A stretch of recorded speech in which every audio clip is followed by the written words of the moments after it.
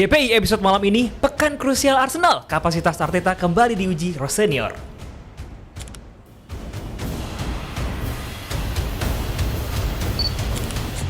Semua pembelian Amorim berguna di tangan Carrick, ditunggu racikan mautnya.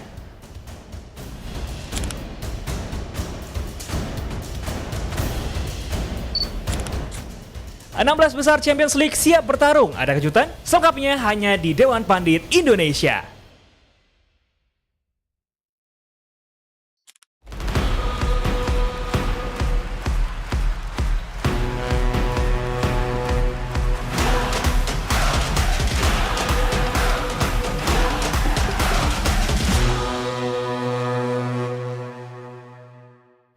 Vinicius Junior emang pemain yang selalu bikin frustasi lawan. Semua cara dilakukan untuk menghentikan dia, tapi yang terjadi malah justru goyangan di sudut pinggir lapangan kembali terjadi dan membawa Real Madrid lolos ke 16 besar dari UCL. Kita akan bahas di DP malam hari ini bersama gue Dazuf. Ada Mister Jalan Kepiting, Bung Harpa. Halo. Selamat malam Bung Harpa. Selamat malam. Oke, sehat ya Bung Harpa ya? Aman. Sehat. Dan selanjutnya ada sekjen dari Dewan Anti Carrick. Wah, ada gelarnya Rizal nih. Malevin. Ada gelarnya sekarang. Ada gelarnya sekarang. Sekjen tapi. Sekjen. Oke. Kenapa sekjen? Karena ketuanya kayaknya lebih pantas ke Om Sabtu Haryo. Om Haryo apa kabar? Baik Dazuf. Oke. Yang penting gue seneng berarti satu barisan sama Mas Aryo untuk urusan MU. Untuk MU, Liverpool enggak? Liverpool enggak ya? Tapi bahasan itu kita simpan dulu. Kita akan mulai dari hasil Champions League kemarin. Dimana kayaknya kalau kita ngelihat Real Madrid kemarin nih bisa dibilang banyak faktor dari Courtois juga gitu kan yang bisa membawa Madrid berhasil mengalahkan Benfica kemarin. Walaupun permainannya juga nggak spesial. Kalau kita lihat kemarin kan lebih ngotot Benfica kan malah justru dan terciptalah gol pertama oleh Benfica. Setuju nggak sih Zal? Kalau kemarin sebenarnya Madrid ini nggak terlalu spesial, tapi dia punya DNA nih. Jadi dia menghantarkan Madrid bisa lolos ke 16 besar. Gue harus bilang setuju dan gue rasa itu tipe game yang udah ratusan kali kita tonton kali ya. Dari Madrid yang untuk main di laga knockout, mereka di bawah tekanan banyak banget di game tersebut, bahkan mereka ketinggalan terlebih dahulu. Memang ada respon yang cepat banget dari Tchouaméni, tapi momen abis penyama kedudukan dari Tchouaméni pun banyak banget peluang-peluang dari Benfica yang sebenarnya kualitas serangannya itu bagus-bagus semua menurut gua. Kalau nggak ada Courtois mungkin lagi-lagi itu udah ungkapan kita dari berapa tahun yang lalu tuh. Ini kalau bukan Courtois kayaknya beda cerita nih Madrid. Tapi ya itu, mereka punya kualitas kiper kayak begitu. Kualitas lini belakang mereka juga sebenarnya masih agak shaky menurut gua, walaupun beberapa kali udah ada perbaikan di era Arbeloa, tapi kualitas serangan kayak gitu harusnya nggak terjadi lah untuk tim seperti Madrid, karena bisa aja terjadi kalau untuk lawan kualitasnya lebih dari Benfica, itu mereka bisa aja kehukum. Karena kalau kualitasnya bisa dikonversi dengan lebih baik, bukan nggak mungkin skornya bisa berubah dibandingkan dengan kemarin 1-1 lawan Benfica di babak pertama. Tapi selain itu, menurut gue ini tipe game yang tipikalnya Madrid banget, dan overall mereka layak lolos. Dan kalau di preview Rabu kemarin kan do it for Vinicius Junior. Dan mereka gue rasa ngelakuin itu, dan gue sangat-sangat happy untuk seorang Vinicius Junior, redemption seorang Vini di pertandingan lawan Benfica kemarin. Dan udah ditunggu City ya. Nanti kita bahas soal drawingnya. Tapi kita beralih ke kemarin banyak kontroversi yang terjadi, terutama kartu merah. Kita langsung ke pakar perwasitan nih, pakar peraturan dari sepak bola. Om Haryo, kemarin kalau ngelihat Liot Kelly itu emang layak kartu merah. Itu agak-agak pelik ya. Di forum-forum wasit pun mereka mengatakan bahwa keputusannya bisa iya, bisa enggak, betul-betul apa tuh ya istilahnya?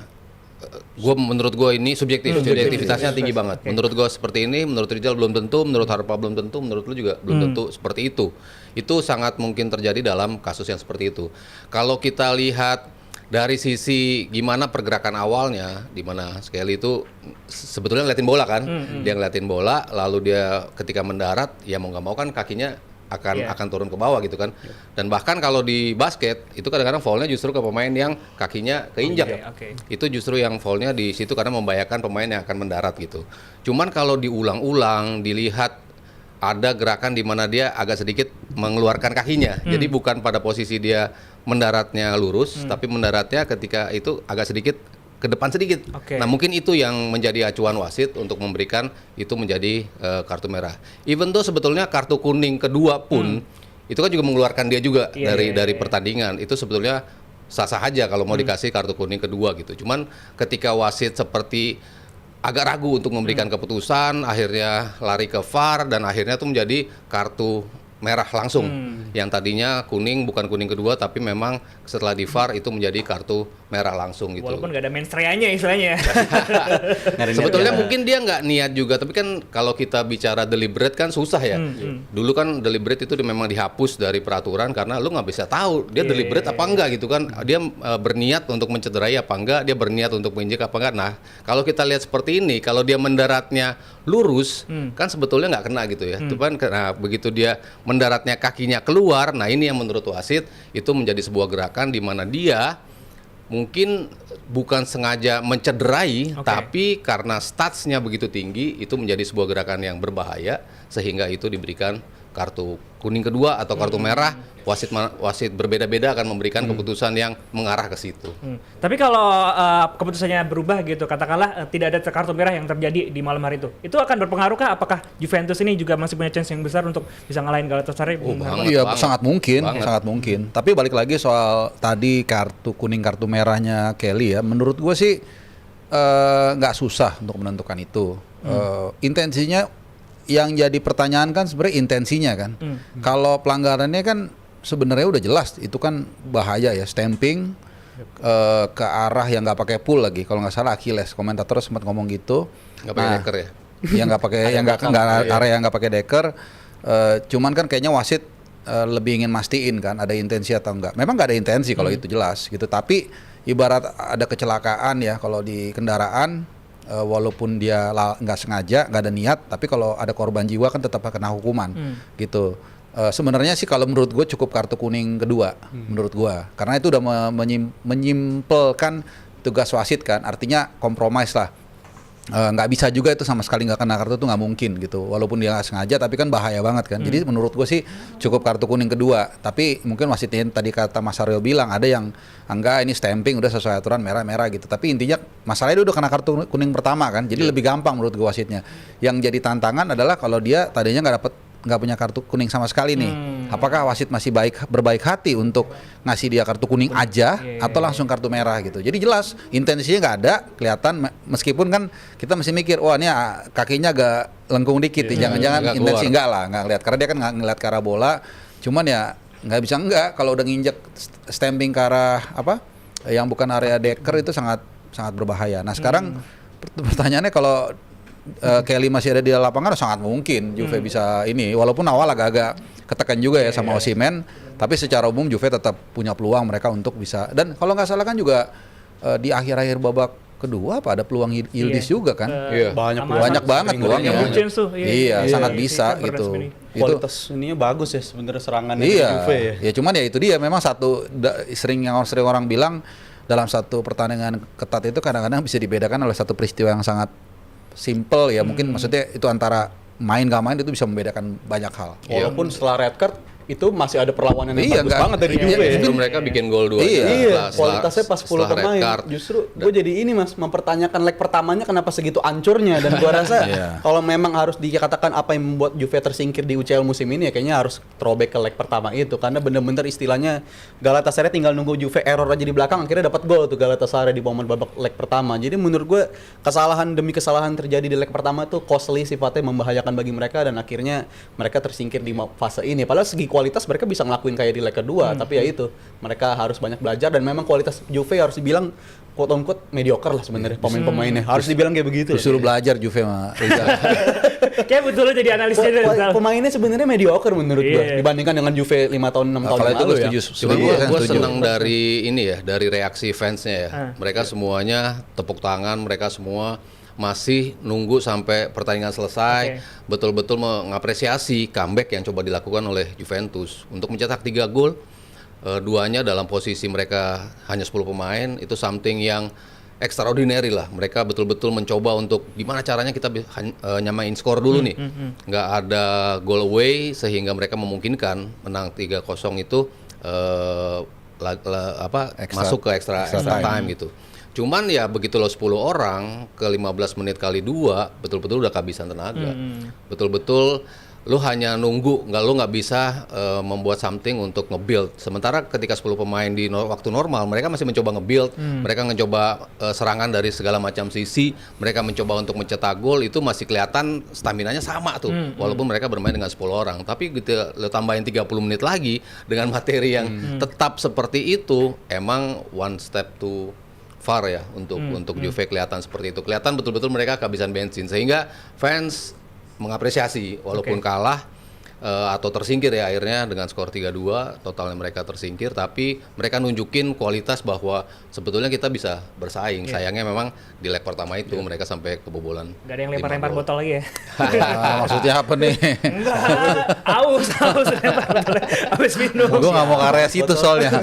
Dari tadi gue nahan nggak mau ngomong ke arah situ. Tapi kalau kembali ke keputusan wasit, kalau tadi kan sepakat kalau si Kelly kan udah pasti dapat ganjaran yang setimpal lah, kartu merah atau kartu Keluar lapangan keluar lapangan pokoknya. lah. Kalau Ban Sebaini dari Dortmund Set. Telak itu mah. telak ya. Gua telat. Ini lebih ke merah. Lebih ke Langsung merah dibanding kalau yang kemarin tuh lebih banyak yang berargumen. Bisa kuning, bisa Kelly. merah. Kalau yang Kelly, ya. bisa kuning, bisa merah, bisa pelanggaran biasa. Yang penting bukan kartu merah gitu. Banyak yang mengatakan seperti itu gitu. Tapi kalau ini lebih banyak yang mengatakan bahwa oh iya memang ini layak. Kenapa? Karena dia tidak melihat surroundings. Oke. Lu analoginya atau contohnya ketika pemain bicycle kick, dia nggak ngeliat kan, tapi ada pemain lawan yang mencoba untuk menyundul, lalu kena oleh tendangan dia kena kartu. Pasti yang bicycle kick, gua kan nggak ngeliat orang. Nah itu masalah lo, itu lo membuat something yang beresiko. Ini kan beresiko kan, lo ada resikonya ketika lo nggak ngeliat surroundings lo seperti apa. Dia mengambil resiko. Memang pergerakannya mau nggak mau gue harus nyoba buang bola. Emang dia niatnya memang untuk ngebuang bola. Tapi ketika ada pemain yang intensinya adalah mencetak gol, terlihat pada saat dia mau masuk, palanya ngelihat ke bawah, itu kan udah mau upaya untuk nyundul. Itu udah jelas, oh dia intensi si pemain penyerang ini, ofensif ini adalah untuk mencetak gol. Dan lo menghalanginya tanpa lihat surroundings, dan akhirnya tuh kena dari pool itu. Walaupun kena bola juga loh tuh. Iya. Si kakinya kena bola, tapi statsnya kena kepala, dan itu lebih ke merah dibandingkan tadi yang Juventus. Walaupun sama-sama nggak ada tujuan untuk nyerang. Kalau gue lebih spesifik lagi, simple, kenapa itu lebih absolut merah? Karena ke arah kepala kan.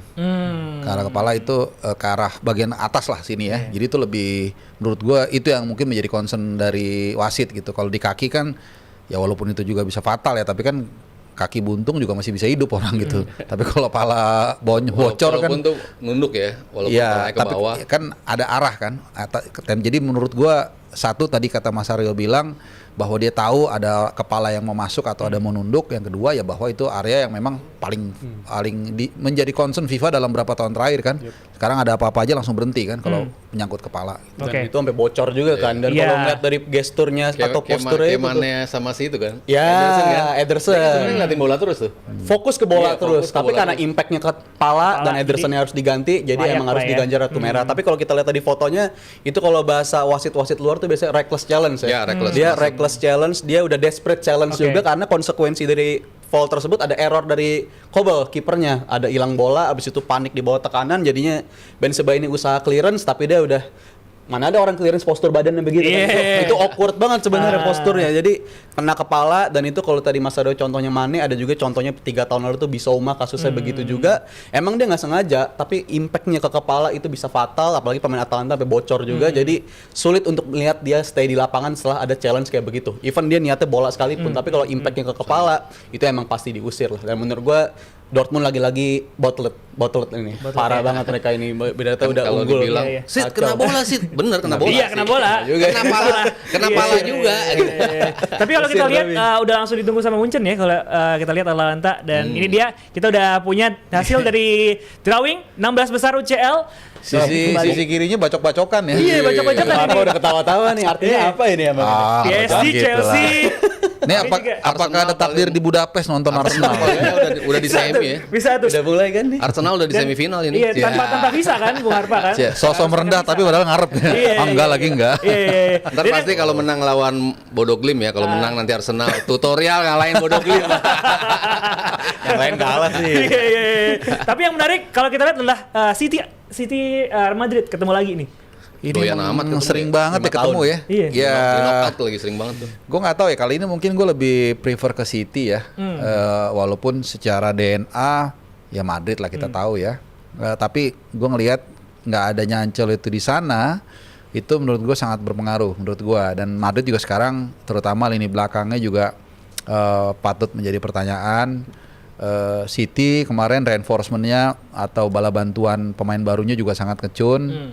Udah bisa didaftarkan sekarang udah main. Udah bisa main Kemarin kan juga. belum bisa main tuh. Jadi menurut gue sih kalau gue lihat City dengan pengalaman dia yang udah menumpuk terus, Madrid lagi agak goyang, gue lebih melihat City punya peluang untuk ngalahin Madrid kali ini. City. Ingat Gila, City sekarang di sebelah kanan mantan juaranya cuma satu. Barca. Barcelona. Masih doang. saya Oh, belum iya. belum ada yang juara. Oh, belum Newcastle. Tapi kalau ngelihat bagannya kayak gini, menurut kalian final idealnya siapa? Aduh. Ya kalau kanan jujur antara Barca sama Arsenal lah. Iya. Yang paling dalam tanda kutip menjual ya, menarik kan. Semifinal ya? Kan lu misalnya nggak Semifinal. ini juga tiba-tiba apa bodo Glim Glim. final kan juga nggak seru mau lu bukan Iya. fans itu sekalipun kan. Seru Ya. tahu mainnya. Kalau- penontonnya nggak seru kali. Buat Tapi mereka main- sih seru banget mainnya deh. seru. Yang kalau yang kiri sih banyak ya alternatifnya kayaknya ada PSG, 6 juara itu di kiri. Iya, PSG, PSG, Chelsea juga. Semua hampir semua pernah juara. Ya kan? Hampir semua. Kecuali Atalanta ya. Atalanta piala apa? Europa League. Europa League, iya. Galatasaray juga piala 6/8-nya udah piala juara UEFA. UCL tuh ya. Iya. 6/8. Tapi ya gua ngerasa kalau di bagian kanan Barcelona dan Arsenal favorit untuk bisa nyentuh ke semifinal ya. Tapi kalau di kiri kayaknya semuanya pun bisa punya kualitas sampai ke final, punya kualitas untuk sampai di semifinal, bahkan Liverpool pun juga gua rasa punya kualitas untuk itu karena PSG udah bukan nggak sekuat musim lalu kalau menurut gua. Chelsea emang kuat tapi kalau untuk pengalaman masih minim. Dan kalau di era-era 2000-an nih, kalau komentator zaman dulu Mas sama Bung Arpa, Cliff Disley pernah bilang kan, Liverpool di UCL tuh suka selingkuh. Di Premier League jelek tapi di UCL selingkuh, dia doyan main di situ. Jadi menurut gua ada potensi Liverpool nganjutin selingkuh lagi nih tahun ini. UCL-nya mungkin lebih bagus ketimbang Mas, Premier League. biar slow tetap gitu. Iya. Intensinya ke sana ya. Ada potensi nih Liverpool Berarti nih. chance-nya gede banget menurut lo, Zal, Menurut gua Liverpool. besar. Karena Liverpool musim ini di UCL main jelek cuma lawan PSV. Selain itu menurut gua kalau tiap main di UCL itu Sama kualitasnya Galatasaray jauh kalah lebih juga bagus. kan? Kalah. 1-0 Tapi juga. Mainnya dominan Mas. Iya. Tapi itu waktu itu ya agak-agak lah Galatasaray ini misi balas dendam juga. Tapi kalau untuk kualitas Liverpool di UCL menurut gue punya sesuatu yang berbeda dibandingkan yang mereka tawarkan di Premier League. Tapi emang kalau kita lihat, let's say mungkin sekitar 20 tahun terakhir, yang masuk final kan kayaknya mungkin 80% atau 90% yang itu aja kan yang udah pernah Iya kan. sih, City. Kayaknya gitu deh. Bukan wajah baru. Iya, ini. siapa baru, coba iya. Madrid, Juve, Manchester City, Munchen Liverpool, Munchen. Walaupun Iya, City itu aja belakangan kan. Paling Dortmund pun kan dulu udah pernah 96. Rata-rata tuh 2 tahun kayak lalu, kayak 2 Piala tahun lalu Du- Dortmund kan. Iya, Dortmund kan pasti udah pernah ke 90-an juara udah ini pernah ya. juara kan 96 kan. Jadi kayak Piala Dunia juga susah untuk ngelihat juara baru. Bukan yang nggak bisa ya, tapi susah gitu. Jadi ya ini kan kalau nggak salah ada 7 tim yang udah pernah juara kan. Ya gua rasa sih ke finalnya very likely itu. Jadi kalau dari kanan gue lebih melihat lebih peluang Barca, walaupun dalam hati pengen Arsenal. Ya, cuman kan itu dia karena susah ngelihat tim yang belum pernah juara Liga Champions tuh even masuk final sekalipun. Iya. Nah, kalau kita lihat dari bagan kiri tadi juga ada ini juara dunia ketemu juara Eropa. Chelsea. Chelsea ini. Ini menarik juga karena kalau kita lihat PSG kayak semenjak juara di Champions League sampai sekarang juga kita belum melihat PSG yang sekuat waktu final Piala UCL kemarin ya. Kan kalahnya juga sama si juara dunia itu kan. Iya, iya, Kalah iya. di finalnya kan sama Chelsea. Dan kita pikir kita bakal melihat dominasi yang sama sekali nggak tersentuh lah ya. Setelah menonton final itu. Final yang betul-betul one sided final yang pernah kita tonton dalam berapa tahun terakhir ya. 5-0 kayaknya nggak bisa ngapa-ngapain ya tim Iya, dari anti klimaks banget. Itali padahal gitu ya. So defensively harusnya mereka bagus, transitionnya mereka bagus, tapi betul-betul dihajar sama PSG. Kita pikir itu bakal last long dan gue pikir sih musim ini agak sedikit jauh berbeda dari sisi kualitas yang ditunjukkan pemain. Walaupun materinya mungkin nggak berubah ya, Iya. nggak ada pemain yang cabut, tapi dari sisi intensity mereka bermain itu kan yang dikritik juga sama Dembele sendiri. Dia bilang kenapa sih ini para pemain setelah juara kok kayaknya playing for themselves gitu, nggak bermain untuk badge yang ada di dada. Nah ini yang harus bisa dibalikin lagi sama PSG. Tapi kalau dari sisi mereka bisa bounce back di setiap pertandingan dalam kondisi terhimpit gitu, ini masih nunjukin mereka punya DNA itu, mereka masih punya kemampuan untuk bisa ngebalikan sesuatu untuk bisa meraih kemenangan. Dan gue rasa perjalanan mereka juga at least semifinal kali ya kalau lihat. Sampai kualitas masih ada lah. PSG kualitas masih ada, memang terganggu sama cedera juga. Efek musim lalu main di banyak kompetisi sampai di final semua pasti gak ganggu cedera mereka, dan memang banyak pemain yang nggak bisa tampil banyak ya. Dembele kan juga salah satu yang nggak bisa tampil banyak. Desiree Doué juga nggak bisa tampil banyak musim ini. Jadi banyak banget terganggu oleh cedera. Iya, Barcola, Kvaratskhelia. Tapi tiap kali mereka main langsung bersamaan di atas lapangan itu langsung tune in lagi. Memang kualitasnya ada di sana, tapi untuk bisa ngembaliin mereka main bareng lagi itu masih menjadi kendala terbesar bagi PSG. Makanya intensitas demi intensitas itu yang menurut gue agak mengganggu bagi mereka sih. Bahkan di liganya mereka juga nggak nyaman-nyaman banget loh. Kejar-kejaran di ini ya di bawah 1-2 kan. Iya, sempat dilewatin. Jadi emang segi kualitas agak menurun, tapi kalau once pemain-pemain yang mereka udah fit dan main bareng lagi, kualitasnya masih ada di sana sebenarnya. Iya, dua itu sih menurut gua tantangannya PSG.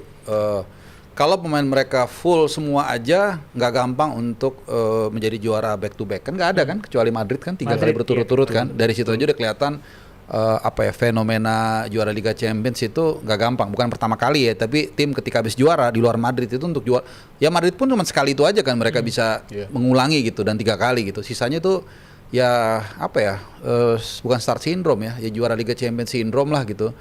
Itu satu hal. Kedua tadi soal kelengkapan pemain, cedera dan lain-lain. Jadi kalau sampai mana sih mungkin bisa aja sampai semifinal, bisa juga perempat final, bisa juga sekarang berhenti. Tapi kalau untuk juara, gue kayaknya nggak melihat mereka bisa mempertahankan gelar itu karena 2 barrier-nya harus mereka lewatin. Tapi kalau Madrid kayaknya selesai tuh ya ketemu City ya. Ya nggak segampang itu juga ya. Makanya tadi kata-kata gue punya peluang City. Madrid itu tetap Madrid. Nggak seyakin gue bilang Arsenal ngalahin Spurs kayak minggu lalu kan. Kalau itu kan lebih yakin. Kan? Madrid tetap Madrid, dan kita harus ingat kemarin nggak ada Mbappe di Benfica di game leg kedua emang sedampak itu. Tapi ya Mbappe ini kan pemain yang kualitasnya bisa bikin tim itu jadi Mbappe and friend. Dia seorang bisa ngubah jalannya pertandingan. Jadi menurut gue untuk pertahanan City untuk di musim ini memang sejak datangnya Gehi jadi bagus banget di belakang. Tapi kalau lu ketemu tipikal pemain kayak Mbappe, itu tipikal yang berbeda menurut gua. Lu bakal dapetin situasi yang berbeda dan baru ujiannya di situ. Jadi menurut gua ini bakal jadi seru sih ya. City Madrid yang terseru dibanding beberapa tahun yang belakangan lah. Musim lalu kan Madrid gampang banget lawan City, terburuk musim lalu. 2 musim lalu seru tapi harus dipisahin sama penalti. Tapi musim ini menurut gua kualitasnya jauh lebih meningkat keduanya, dan ini jauh lebih kita bisa nantikan duel Madrid dan City-nya. Sebenarnya secara permainan kalau gue pribadi tuh senang ngelihat City sama Madrid misalnya ketemu di final. Cuman yang kurang menurut gue adalah fans City itu sepi banget. Serius sepi banget. Koar-koarnya nggak ini ya jadi. Enggak, sepi banget lah pokoknya waktu di Istanbul itu kan begitu selesai pertandingan Juara. kan kalah kan Inter kan, City menang. Itu fans Inter itu yang istilahnya 56 apa 52 itu istilah mereka itu ultrasnya. Itu mereka kayak pesawat mau take off gitu loh. Wah, nyanyi walaupun mereka kalah. Dan orangnya pun udah kawakan-kawakan. Kalau City tuh bocil-bocil lah.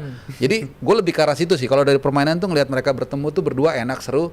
Cuman vibes-nya itu nanti di stadion itu akan kurang lah. Gitu. Tapi City ini harus kita pikir juga. Arsenal kan kita sering diskusi quadruple. Ini tim yang juga masih peluang Masih quadruple. Enggak. Terbuka Jangan juga, gitu lah. Faktor City punya Donnarumma, ini kiper yang menurut gua kualitasnya bisa ngubah jalannya pertandingan. Kalau juga. itu iya.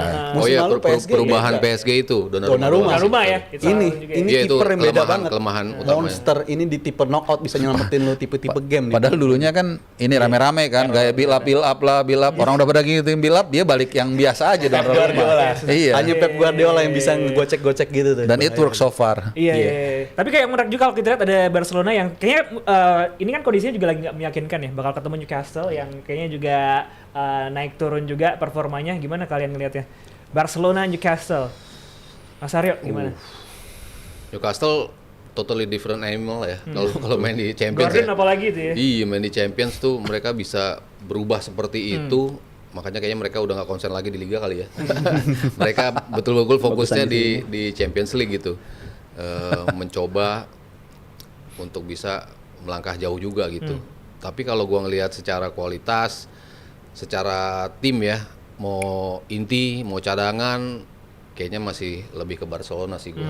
Dan Barcelona juga kalau lagi on fire nih pemain-pemainnya kan kita belum lihat Yamal tuh 100% kayaknya ya. Di musim ini tuh masih ada di 80 aja mainnya tuh, nggak pernah main kayak kita lihat dia ngacak-ngacak pertahanan di berapa musim ke belakang gitu. Ya tinggal nunggu dia balik at his best. Sulit sih buat Newcastle menurut gue sih. Kalau dari sisi pertemuan itu gue condong ke Barcelona jauh. Tapi udah ditunggu Atletico lawan Barca juga udah 4-0 ketahuan tuh. X1 ya. Iya. Tapi Newcastle Barcelona gue rasa bakal jadi match yang seru sih ya. Karena Newcastle tuh punya profil midfield yang menurut gue bisa jadi tandingannya Barcelona. Barcelona yang Kalau fit tuh tipenya seru tuh. Iya, Bruno, Tonali, Joelinton. Joelinton itu tipe yang petarung pembuli semua kan. Iya. Untuk ketemu tipe-tipe gelandang yang technical Barcelona tuh seru menurut gue. Jadi menurut gue dua leg ini bakal jadi dua leg yang seru banget. Bukan tipe game yang bakal ditentuin sama satu leg, tapi dua leg ini bakal hidup. Karena Newcastle ya wajah yang berbeda, serangan mereka juga kayaknya punya template serangan untuk nyakitin Barcelona cukup. Karena tadi malam gue juga dari KPI dapat fakta Barcelona tuh musim ini partnership center back-nya udah puluhan gonta-ganti. ganti terus. Dalam artian mereka nggak ada yang firm di sana gitu. Jadi ketika lu ketemu tim kayak Newcastle yang skema serangannya bisa ngandelin second ball, lebih direct di Liga Champions, ini bisa jadi potensi yang berbahaya buat Barcelona nih. Hati-hati juga buat Barcelona Iya, lawan menarik sih. Newcastle. Terus kalau kita lihat dari semifinal nanti, siapa yang kira-kira bakal bisa masuk itu? Prediksi langsung mungkin. Karena kalau kita lihat kayak paling gampang Arsenal ya, bagannya. Jangan Barca. begitulah. Ketemu ada Sporting Bodo Glimt. Arsenal Barca semifinal. Coba. Tapi kan maksudnya di luar pendukung Arsenal juga pasti kalian pengen juga Arsenal Barca paling nggak di semifinal biar seru kan. Iya. Cik, gua cari Arsenal dulu. Barca berarti ya. Kanan Ya, Arsenal Barca, kiri. harusnya. Kiri itu macam-macam pasti pengen ya. Tapi kalau gue sih ya Munchen lah yang salah satu itu ya. Oke. Ya, kita bisa lihat Gue Harry Kane. sebelum drawing ini, sebelum winter transfer juga, kalau disuruh milih 4, waktu itu gue milihnya PSG, Munchen, Oke. Arsenal, sama Madrid. Gue milihnya tim-tim itu. Oke. Tapi kan sekarang undiannya udah muncul nih. Iya. Kayaknya nggak mungkin tuh karena tuh ngumpul di situ kan Arsenal, si Madrid ya. Munchen akan ketemu antara Madrid sama PSG, Munchen, Madrid. Kiri bawah itu yang paling kiri itu udah ganas ya. ketemu 3, tinggal Arsenal 1. Arsenal kan gue bilang ya, peluang mereka juara tuh lebih besar di Iya, sini bener. nih. Ini debatannya enak banget ini. akan setelah ketemu, apalagi setelah ngeliat drawingnya ya. iya, akan ketemu Liverpool di final. Liverpool Arsenal di final. dikasih. Cocok gitu. Ya mana Arsenal lagi kan? Ya udah lalu udah 6 juga berapa? 7 ya? 6. Udah 6-1 Tahun kayak. ini 7 lah. 7 Milan. Kita puji Milan. Halo lu Zal, lihat tuh Zal. Barca Arsenal untuk semifinal ini romantis ya. 20 tahun sejak mereka main di final ketemu lagi kemungkinan nih kalau sampai di semifinal tuh bakal romantis tuh. Misi balas dendam buat Arsenal kan 20 tahun setelah kalah di final. Jadi kalau untuk kanan Barca sama Arsenal, untuk kiri gua rasa Liverpool City. All England di semifinal kirinya karena ini kualitasnya mereka cukup buat ada di sana. Munchen kenapa gua nggak menjagokan karena ada tren dalam beberapa bulan terakhir tuh dia ada agak kegerus di liga gitu. Tren di Madrid dong. Tren Alexander. Kalau tren dalam segi performa itu ada kegerus di liganya. Tadinya mereka unggul jauh banget tapi Dortmund tiba-tiba bisa muncul, itu menandakan mereka juga agak menurun di sana. Dan Munchen emang di Liga Champions menurut gua nggak yang menggigit banget di era Kompany gitu. Musim lalu lawan Celtic juga susah payah. Habis itu di musim ini juga berapa kali ketemu Arsenal yang sekali juga kalah dari Arsenal. Jadi gua ngerasa Munchen di Liga Champions masih belum lah Kompany. Tapi gua menjagokan di kiri jadinya Liverpool dan juga City di semifinal. Liverpool City semifinal. Liverpool. Menarik. Liverpool selingkuh dengan UCL musim ini. Liverpool City di semifinal kiri ya. Kiri. Ya yang kanan udah lah ya. Masa mesti dijelasin kan? Jelas itu. Harapan dan emang analisa objektifnya kira-kira itulah dua tim itu Arsenal Iya, Barcelona realistis kan. juga sih, Ya di atas walaupun kertas sih. biasalah dalam sepak bola bisa aja ada kejutan. Iya. Kiri ini kan yang paling menarik kita bahas ya. Tapi balik lagi kalau kita mau melihat tim yang berhasil untuk melangkah jauh di Liga Champions sampai semifinal sampai final itu biasanya dia kayak ada bab 1, bab 2, bab 3-nya gitu loh. Jarang yang misalnya let's say Chelsea lah udah pernah juara 2 kali kan. Tapi kalau di beberapa tahun terakhir ini busuk, biasanya jarang juga bisa langsung roket. Jadi gue tetap melihat PSG ketemu Liverpool, tetap kalau DNA-nya kan ya Galatasaray nggak ada sejarahnya kurang lah. Nah PSG sama Liverpool ini gue 50-50 beneran deh. Can be Liverpool, can be PSG. Malah gue ada cenderung kayak kalau ini agak apa ya suges atau intuisi itu kayaknya Liverpool ke semifinal. Tapi kemungkinan besar tuh PSG sama Liverpool lah. Nah yang bawah ini tadi gue kan harus konsisten melihat mungkin kali ini City kayak agak lebih dari serangkaian dia tampil di Liga Champions ke final 2021 walaupun kalah kemudian akhirnya juara. Jadi udah mulai numpuk nih tadi yang bab 1, bab 2, bab 3 ya. Jadi gue rasa mereka bisa ke semifinal ke perempat final ketemu sama Munchen lah ya. Atalanta with dulu respect kayaknya berat lah. Tapi mungkin abis itu bisa Munchen yang lewat ya. Munchen yang lewat ya. Ntar lu nggak deh, City aja deh. City aja. Biar fokusnya pecah. Iya, City. Oh, Biar fokusnya pecah. Biar Premier League Ada salah satu ya palingnya padahal kan ya. City ngejar quadruple juga sama aja. Iya, Arsenal. sama-sama. Chelsea masih sama-sama. Jadi kan tuh Arsenal. musuhnya sama-sama sibuk. Sama. Jadi City ketemu sama berarti sama Rijal. City, Ya betul. sama lah. Tapi kalau Diaz balik sih Guardiola. bahaya. Ya sih. makanya itu kan program masih Guardiola ini ya, City jadi bisa aja. dan setelah yang gue bilang itu setelah winter transfer City jadi naik. Karena memang Lebih pembeliannya naik benar-benar pas levelnya. banget yang dibutuhkan dan Semenyo perform. sama si itu dua pemain yang akan menghadirkan perubahan gitu. Jadi kan semifinalnya gede juga sih City. Ya, Seru kita sih, lihat seru yang kiri, sih terutama kalau yang kita kiri lihat ya. Dan apakah akan ada kejutan lagi dari 16 besar dari UCL? Coba tulis di kolom komentar GM Team. Prediksi kalian soal 16 besar dari UCL. Nah, sebelum kita lanjut, gue mau nanya nih ke GM Team. Pernah nggak sih pagi-pagi mau berangkat kerja, starter mobil malah ngadet? Nah, itu tandanya aki kamu udah lemah. Sekarang udah ada solusinya. Ada Aki GeForce, produk asli Indonesia, kualitas kelas dunia. Nah, GeForce ini dirancang khusus buat iklim tropis Indonesia. Jadi tahan panas, tahan macet, dan kuat di kondisi jalanan kita. Sekali starter langsung nyala. Ada pilihan maintenance free juga, jadi kamu nggak perlu isi air aki lagi, tinggal langsung pakai aja. Variannya juga lengkap, dari motor harian sampai mobil SUV, semuanya ada. Cek langsung aja di websitenya geforcesantini.com atau Instagram @geforce_id. Jadi kalau mau pengen aki yang awet, kuat, dan siap nyala kapanpun, pilih GeForce, aki jagoan dari Indonesia. Nah, setelah pembahasan dari UCL, kita beralih. Ini ya, kemarin setelah Arsenal berhasil makan ayam sayur, asik. Nah, Arsenal ini juga akan menghadapi Derby London lagi. Tapi bukan London Derby, akan ketemu Chelsea nanti ya. Tapi adakah fans Arsenal yang sepede orang yang satu ini? Kita lihat dulu videonya. Gue mau, kalau fans King MU aja boleh yeping-yeping, fans Arsenal boleh dong. Iya, gue sih nggak mau rendah hati sama orang-orang yang udah mulai malu-malu, takut gitu, gue enggak. Gue mau bikin challenge lagi, statement lagi. Kalau lawan Chelsea kan, weekend. Kalau Arsenal kalah lawan Chelsea, gue lari dari Pancoran ke Epicentrum, nyeker. Terima kasih. Kita catet omongannya. Gak ada habisnya, gak ada habisnya. Bung Harpa nggak mau bikin juga. Nggak mau nemenin Bang Amr. Udah dari awal kan. Dia kalau juara ya? Enggak, kalau Arsenal Menang kalah lawan derby. Chelsea. Ya, Oh, jangan. kalau lawan Chelsea. Kalau lawan Iya. Chelsea. Kalau Chelsea menang di derby. Nggak usah lah, udah gampang lawan Chelsea udah.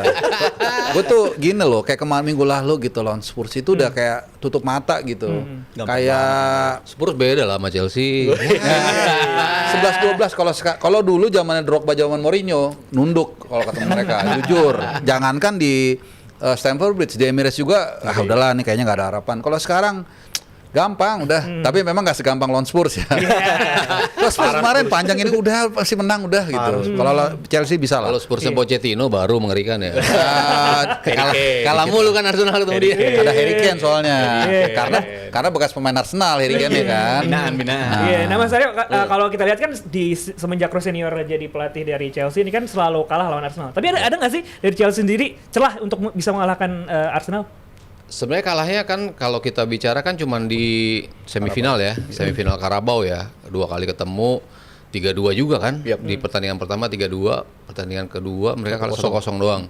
Jadi kalah 4-2 gitu. Yang disayangkan sih memang game keduanya. Oke. Game pertamanya tuh kelihatan banget mereka masih coba ngotot, coba untuk meng-create something untuk bisa menyulitkan Arsenal lah, paling enggak lu kalah tapi lu nyetak gol gitu. Dan itu udah sampai tuh, udah mereka bisa cetak 2 gol, mereka bunyuk lagi. butuh dan punya. Jadi bunyuk. Jadi mereka butuh 1 gol kan tadinya untuk bisa at least lu menyamakan agregat gitu, tapi gagal, mereka main buruk banget di game kedua itu. Sehingga ya udah mereka jadinya kalah sama Arsenal. Tapi kan ini pemandangan yang kita lihat Chelsea di musim ini ya seperti itu. Lo nggak pernah ngelihat mereka yang betul-betul convincing ya. Dari sisi permainan naik turun. Bahkan kalau ngelihat rentetan pertandingan yang akan mereka hadapi 8 pertandingan terakhir itu, potensi mereka kehilangan poinnya tuh sangat banyak. Dimulai dari lawan Arsenal itu. Kalau mereka betul sesuai dengan kesulitan yang mereka hadapi, mereka akan end up di peringkat ke-6. Which is mereka nggak lolos ke Liga Champion. Kelima tuh mereka masih Inggris paling nggak akan lolos ke Liga Champion gitu dengan 5 wakil karena mereka bagus banget performanya di musim ini. Tapi peringkat ke-6 artinya step back dari apa yang mereka dapatkan bersama Maresca kan di musim lalu. Mereka masuk 4 besar mereka sampai masuk lagi ke Liga Champion, bahkan menjadi KJD juga kan bersama Maresca. So Rosenior menurut gua belum punya kemampuan untuk bisa membalikan rasa percaya diri Chelsea. Banyak pemain yang turun dari sisi performance, walaupun Palmer udah mulai kelihatan sparksnya dikit-dikit nih.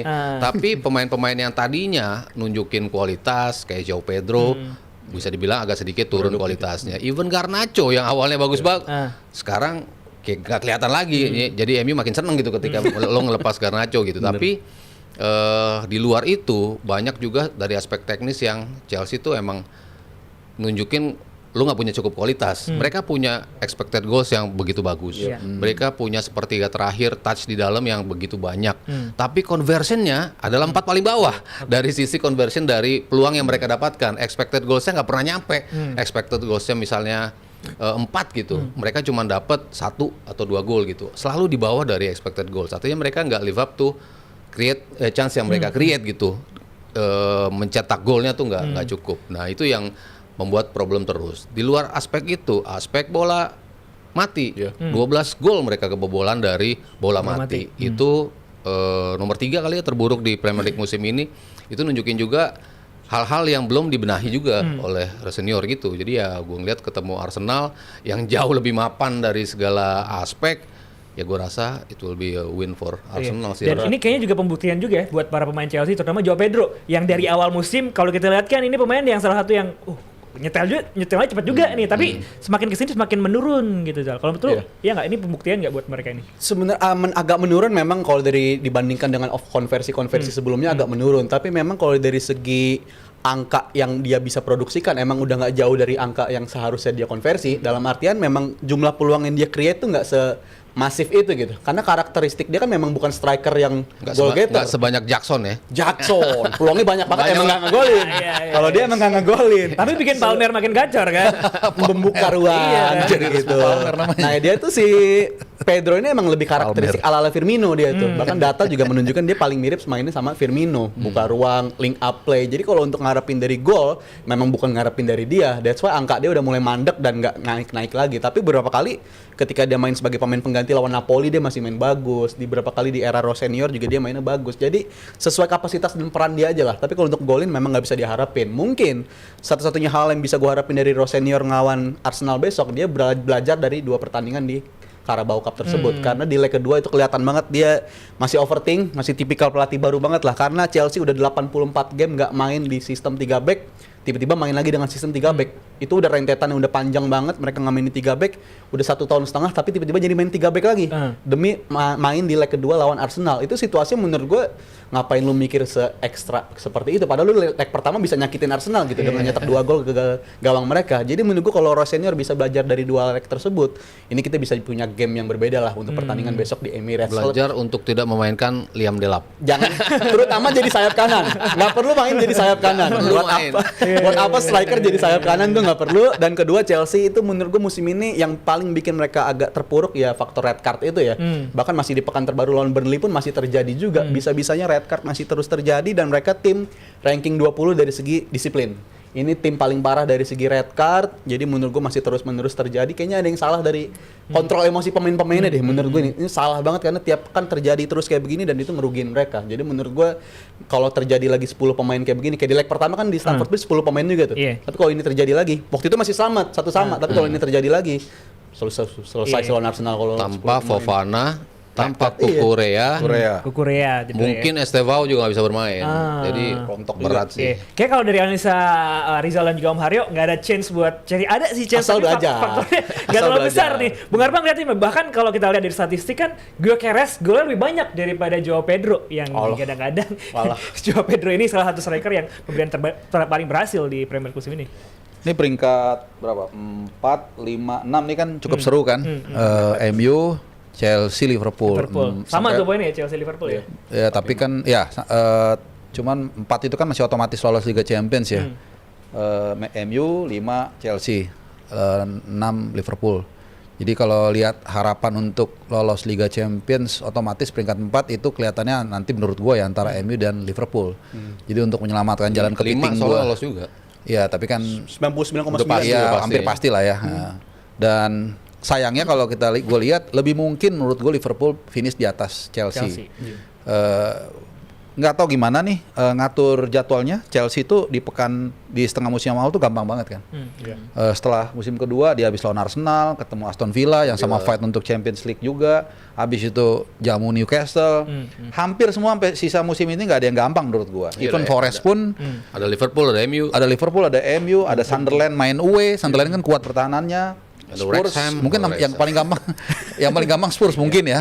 Bukannya gua gitu sentimen ya, emang karena kita lihat sendiri hancur lebur kan. 3 poin dari sana Nah, tuh. masalahnya di first off season itu mereka nggak manfaatin semaksimal mungkin. Tadi Mas Arya udah menjelaskan secara detail kan bahwa expected goal dia banyak, lebih detail. Kalau gua ngelihat selintasan aja tiap Chelsea main, peluangnya banyak banget gitu, tapi nggak gol-gol gitu kan. Tadi udah dijelasin conversion rate nomor 4 dari bawah segala macam.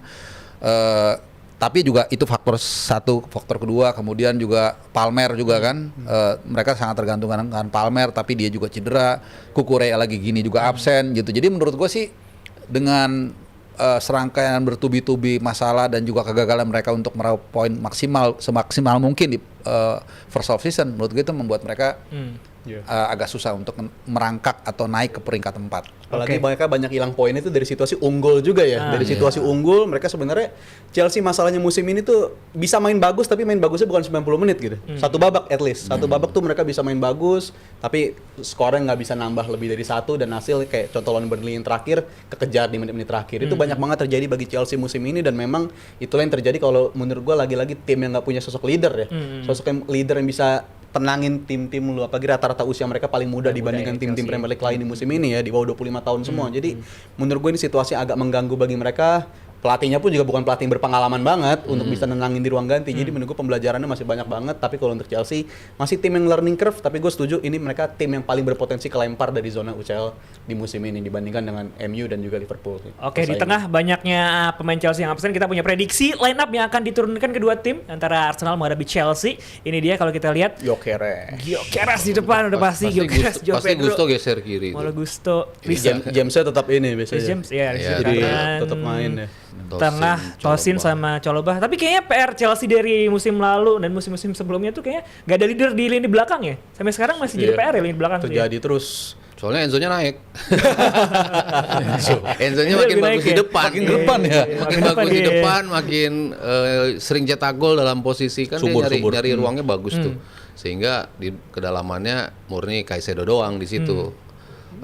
Sementara di belakang ya kan gue selalu bilang ketika lo pertama dulu mereka nggak mempercayain kiper kan dirotasi terus tuh. Iya, Tapi sekarang beda. ya lo ketika lo terus-terusan make Sanchez kan mau nggak mau ya mereka dia akan lebih live up tuh ekspektasinya dia bisa nunjukin itu ya kayak kepercayaan yang diberikan pada Raya kan selalu gue nyontohinnya seperti itu. Tapi Raya bisa kayak gitu karena depannya kan firm. Iya. Si Gabriel sama Saliba terus-terusan bisa ngayomin dia lah. Sementara di Chelsea kan lu pairingnya ganti terus tuh. Cedera juga. Sama kayak Real Madrid selalu rotasi terus. Mau Badiashile lah, mau Chalobah lah, mau Tosin lah. Mereka tuh nggak pernah ada komposisi yang firm di dua back. Fofana yang tadinya ada, sebelumnya juga si siapa yang muda tuh? Aci Empong. Bukan yang Anche muda yang Empong main. Colwill cedera. Levi Panjang Colwill. musim. Jadi kan lo nggak punya kombinasi yang firm gitu. Padahal awalnya Colwill sama Fofana yang betul-betul andalan utamanya gitu. Begitu lo ganti-ganti terus ya itu posisinya goyang terus. Makanya kenapa mereka sering kebobolan dari bola-bola mati, dari corner mereka sering banget kebobolan ya karena koordinasi yang begitu buruk gitu di antara lini belakang yang jarang bermain bersama.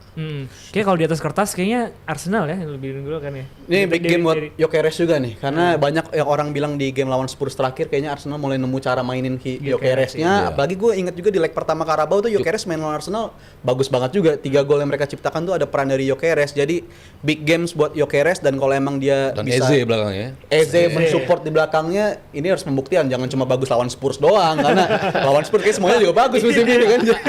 Buat Gyökeres sih pembuktian bagi dia nih. Gue tadi yang lu bilang Gyökeres golnya udah nyamain Pedro, ya itu karena Gyökeres kan lihat golnya lawan Big Six, siapa yang dia cetak lawan Big Six? Dia hampir nggak ada gol lawan Big Six, tapi kalau lawan tim yang kayak Leeds dia bisa nyetak gol, Dua Nottingham gol. Forest dia bisa nyetak gol. Makanya ini waktu yang tepat bagi dia buat ngebuktiin dia bukan cuma efektif buat lawan tim-tim yang di papan bawah doang, tapi lawan tim yang bersaing di papan atas. Gyökeres nih big time buat dia lah. Apalagi di tengah Yesus kan kita jagoin tuh di awal tahun.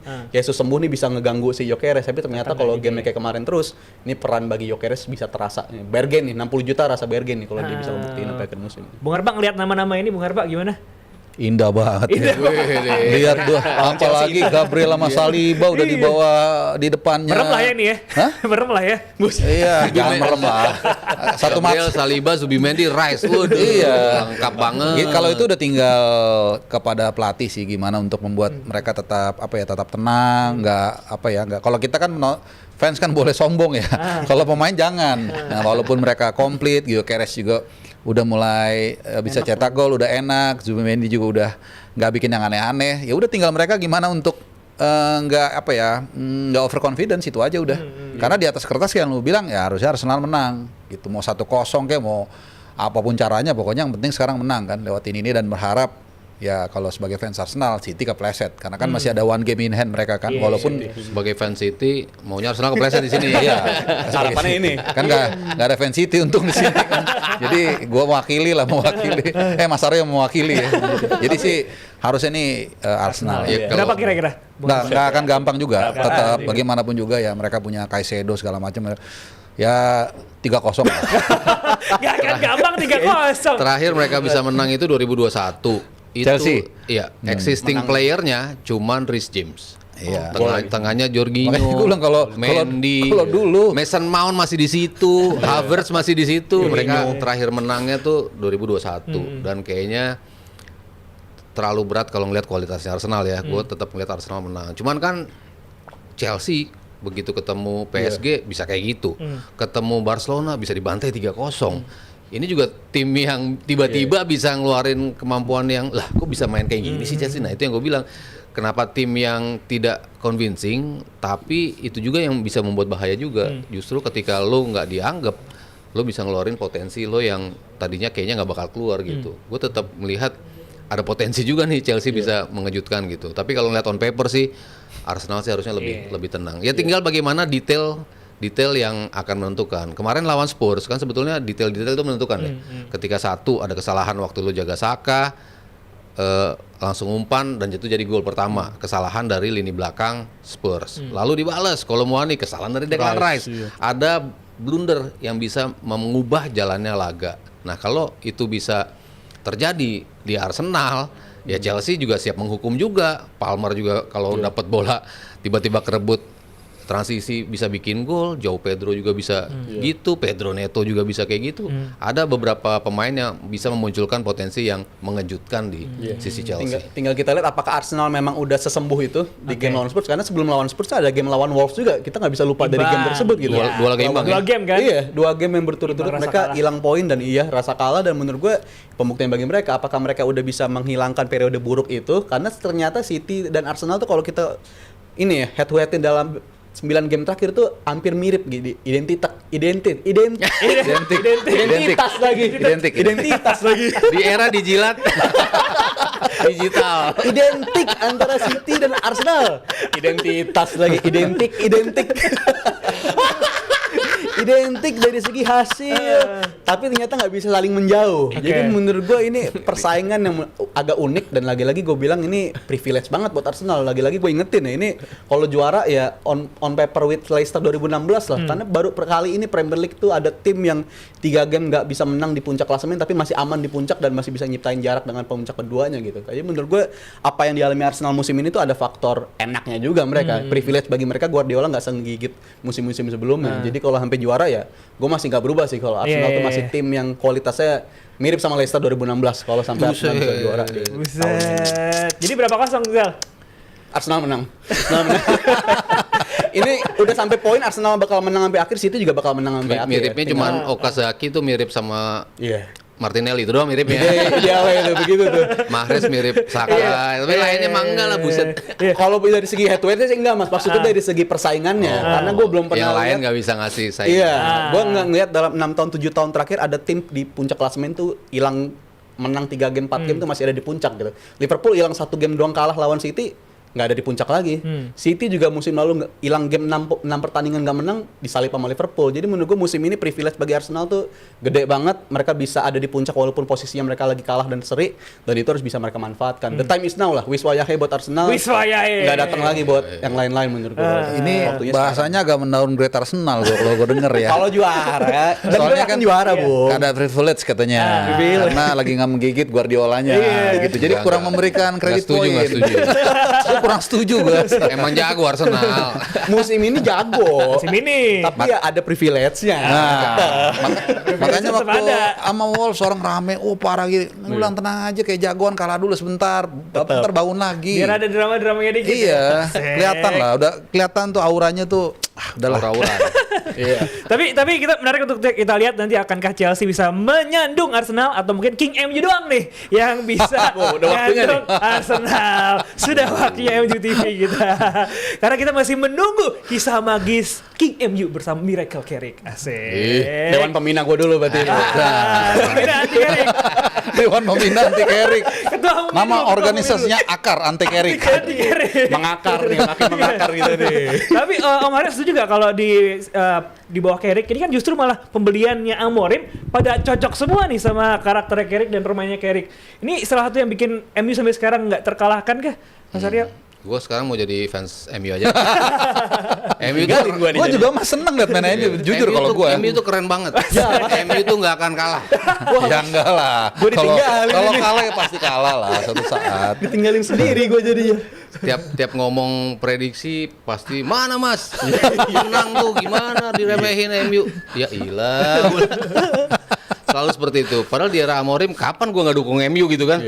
Maksudnya dia mau kalah, dia mau enggak, tapi gue lihat ada potensi untuk menang gitu, tapi end up-nya nggak menang, yang kayak gitu-gitulah kan. Kita ngelihat rentetan ya, sebelum dan sesudah. Ya, gue akui memang setelah Carrick masuk, everything changes lah ya, dari sisi terutama simplicity ya, dari gaya bermain simple. Kenapa gue bilang itu menjadi DNA-nya Sir Alex gitu kan? Orang bilang apa sih DNA gitu, tapi ternyata ya Sir Alex kan gue selalu bilang ini pelatih hebat. Yang sebetulnya dari sisi strategi biasa-biasa aja, tapi dia bisa maksimalin pemainnya untuk tampil selalu gila-gilaan gitu. Dia selalu bisa manfaatin keunggulan di atas kertas menjadi keunggulan di atas lapangan. Itu kan materi seorang juara tuh seperti itu.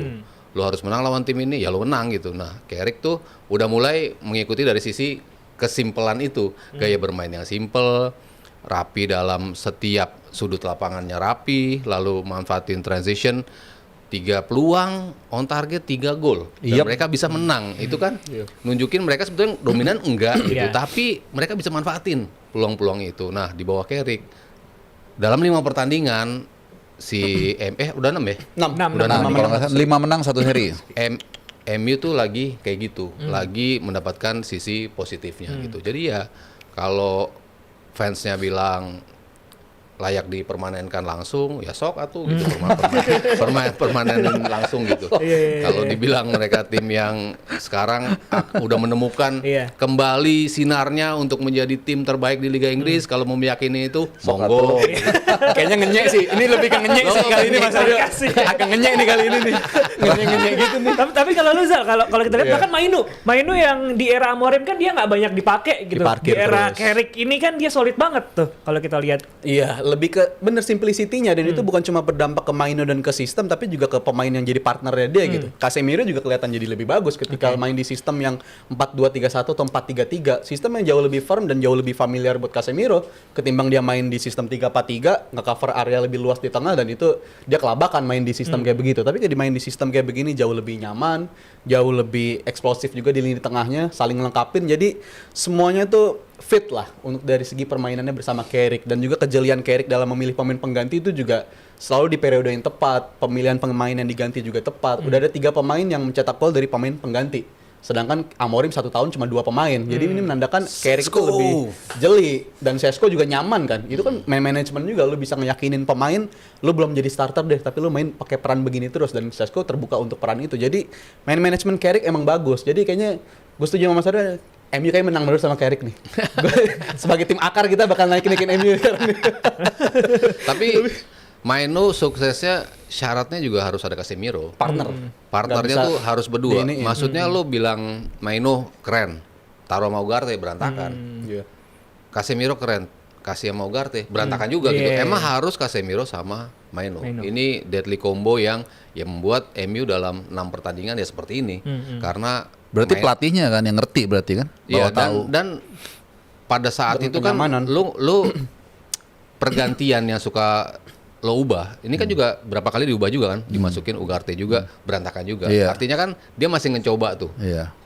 Kan dia menyadari bahwa Casemiro nggak bisa gua gaspol terus nih 90 Iya, menit di iya, setiap iya. pertandingan. Harus ada pemain pengganti juga. Tapi kan hati-hati juga nih ketika Casemiro cabut, limbungnya kan kelihatan Iya, tuh. iya. Takutnya jomplang ya. Iya, Iya. jomblangnya tuh kelihatan. Jadi ya tergantung siapa. Kalau lo bilang Maino bagus, betul bagus, tapi jangan lupa juga lo karena Casemiro juga. Lo bagus, lo bisa explore ke depan karena Casemironya bagus gitu. Dan semua orang betul-betul bisa mengcoverage area yang mereka jelajahi gitu.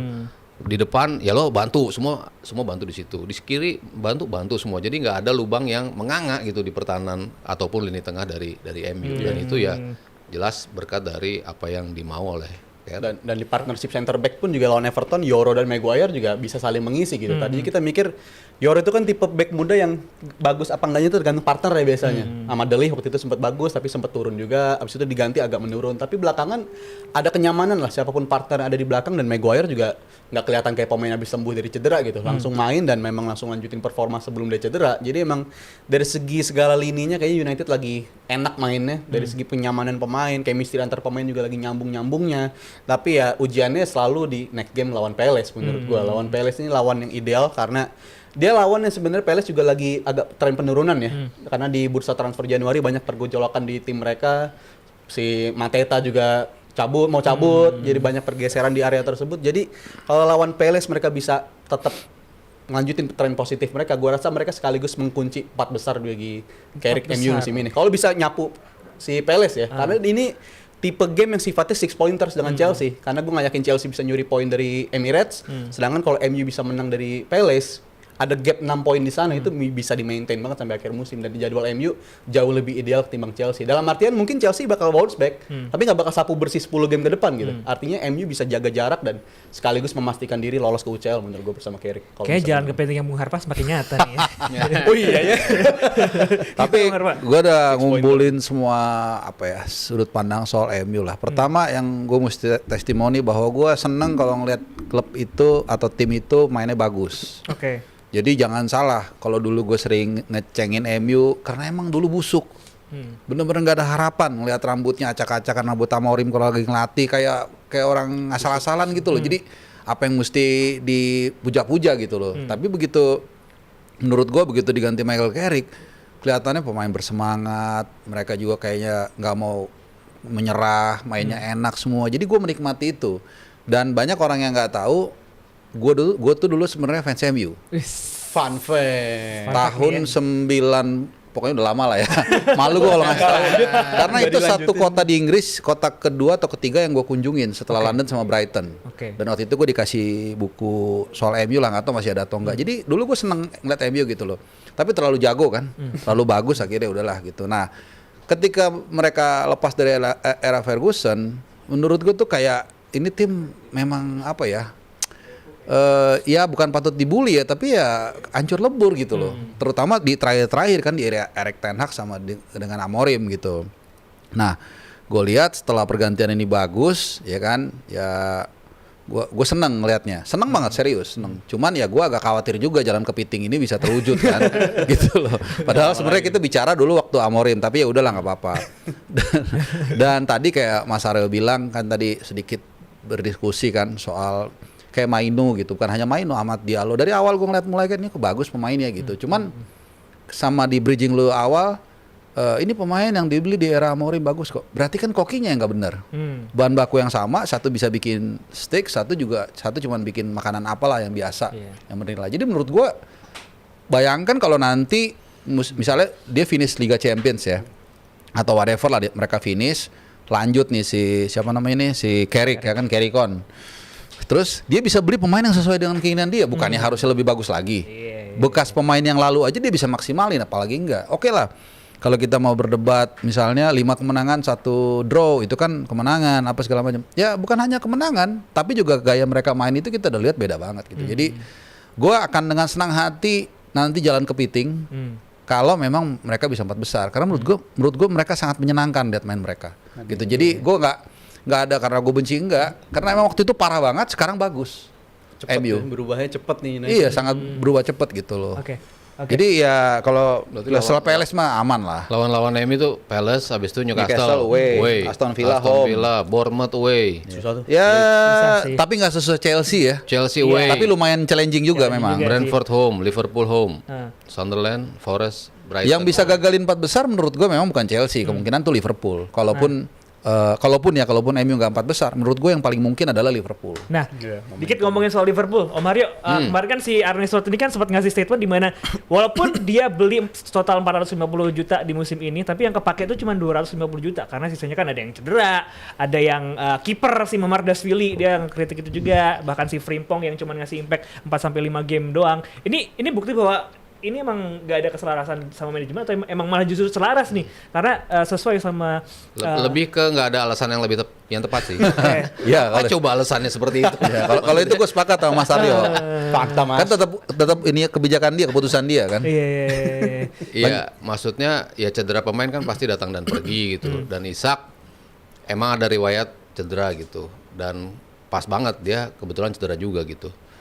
Cuman kan yang gua kritik dari dia adalah keterlambatan gitu. Maksudnya lo punya kemampuan untuk akhirnya meramu komposisi yang ternyata works nih. Yang sekarang nih lagi works gitu. Tapi lo menemukan itunya tuh lama banget gitu menurut gue ya. Untuk dia bisa mengubah something yang cacat nih dalam berapa pertandingan awal. Kok nggak lama sih lo untuk bereaksinya, kok butuh waktu begitu panjang, kayaknya lo ke pangkas poin begitu banyak. Di awal-awal lo bisa menang 5 kemenangan berturut-turut gitu kan. Tapi habis itu berapa rentetan? 8? 9 dari 12 game kalah. Kalah semua itu kan something yang jauh banget gitu loh dari sisi kualitas. Ya misalnya lo nggak mau make semua pemain-pemain yang ada. Ya kalau tren ya mau nggak mau. Tapi kan Bradley adalah pemain yang di musim lalu juga ada. Tapi dia ngalamin cedera. Frimpong kan pemain yang kalau dari sisi kualitas dia datang dari Jerman sebetulnya bagus, tapi lo bisa manfaatin apa enggak? Ya Wirtz juga seperti itu gitu, bagus tapi cocok nggak di posisi mana yang akan lo taruh? Jadi meramunya itu yang menurut gua ada keterlambatan dari sisi Arne Slot untuk bisa membuat kapal ini tuh lebih seimbang itu. Dan menurut gua itu udah memakan waktu yang begitu lama sehingga damage has been done gitu untuk di liga. Ya lo bakal sulit gitu loh untuk bisa jangankan bicara di level tertinggi gitu peringkat 1-2 gitu, di 3-4-5 aja ya, lo udah keteteran gitu kan, lo sekarang di posisi ke-6 gitu, walaupun mungkin end up-nya gue tetap yakin mereka lolos ke Liga Champion. Jadi cuma excuse doang ya itu ya. Excuse tapi menurut gue valid sih. Kalau untuk yang dikatakan Valid tapi Arne nggak Slot. perlu dibicarakan sih menurut gue. Tapi kan dia memang sering begitu sekarang Mas. Sering apa-apa disampein. Defensif banget kan, defensif. Arne Slot, Tapi iya. memang dia emang faktor di bawah tekanan mungkin bikin dia bisa berbicara seperti itu. Tapi memang dia ngeluarin 450 juta. Tapi kan kita harus bahas juga keluarnya itu 300 juta mereka menjual pemain. Jadi poinnya Arne Slot adalah ini tim bukan yang menambah kekuatan, tapi memang kita tuh lagi tambal pasang, bukan kayak Arsenal atau kalau City transisi juga lah. Kalau Arsenal tuh pembedanya mereka tim terboros kedua di Premier League musim ini juga di bawah Liverpool gitu. Liverpool ke-1, Arsenal ke-2. Tapi Arsenal lu sebutin lini belakang mereka musim lalu, ya musim ini masih ada semua juga. Lini depan mereka musim lalu mungkin cuma hilang siapa? Sterling paling. Tapi habis itu datang lagi pemain-pemain yang menambah kualitas mereka di depan gitu. Iya. Tengah hilang Partey tapi nambah lagi kualitas Zubimendi. Jadi mereka itu menambah dan menambal. Tapi kalau Liverpool tuh secara keseluruhan menambal. Jadi menunggu pembedaannya ada di situ dan mindset dari Arne Slot itu ya penting bukan menang dulu menurut gua Mas. Yang penting nggak puh. Tapi nggak kalah dulu. Nggak, kalau di compare sama Pep kan jauh gitu Jal. Maksudnya ini kan juga lu kehilangan banyak pemain penting juga kan dari sisi kualitas.